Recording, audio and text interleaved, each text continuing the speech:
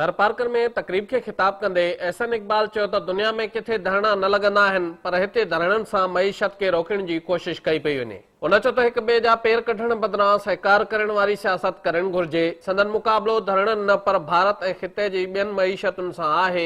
भारत ऐं बांग्लादेश समेत कंहिं बि मुल्क में धरणा न लॻी रहिया आहिनि।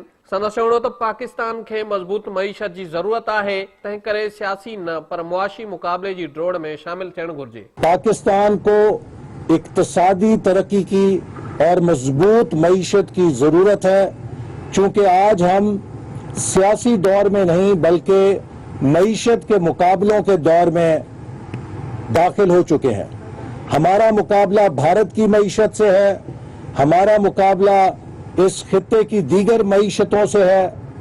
हमने एक दूसरे से धरनों में मुकाबला नहीं करना।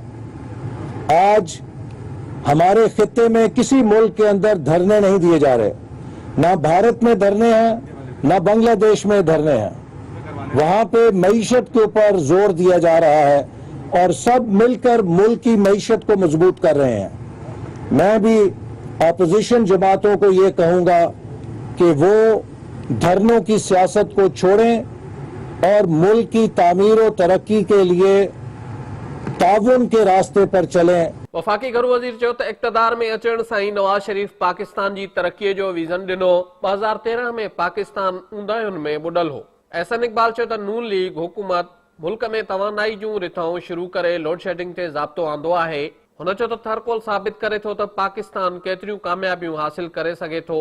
थर मां पैदा थींदड़ बिजली सस्ती क़ीमत ते फराहम कई वेंदी। हमने ताउन से थर के रेगिस्तान में तवानाई का दारुल खिलाफा पाकिस्तान में खड़ा कर दिया है, उसकी बुनियाद रख दी है।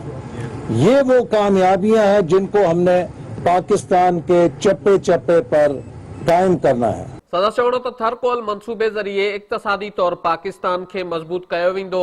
जेको कम 66 सालनि में न थियो उहो हुननि 2 सालनि में कयो आहे। वफाकी घरू वज़ीर चयो त थरकोल मंसूबे सां सस्ती बिजली पैदा थींदी ऐं थर में खुशहाली ईंदी। उन चयो त फ़लस्तीन जे अवाम ऐं पाकिस्तान जे अवाम जो गहरो तालुक आहे, जेको मुल्क क़ाइमु थियण खां वठी आहे। संदसि चवणो त असूल जे बुनियाद ते फ़लस्तीनियुनि सां ॿधीअ जो इज़हार कयो। पाकिस्तान ख़ुदि मुख़्तियार मुल्क आहे ऐं हू आज़ाद परॾेही पॉलिसी ठाहींदा आहिनि। एहसन इकबाल चयो त अमरीका दुनिया में अकेलो थी वियो आहे। संदसि अमुन लाइ भाईवारे ऐं एतमाद ते ॿधल लाॻापा चाहिनि था, पर को माखीअ जो प्यालो बि ज़बरदस्ती पीआरींदो त पाकिस्तान नथो पी सघे।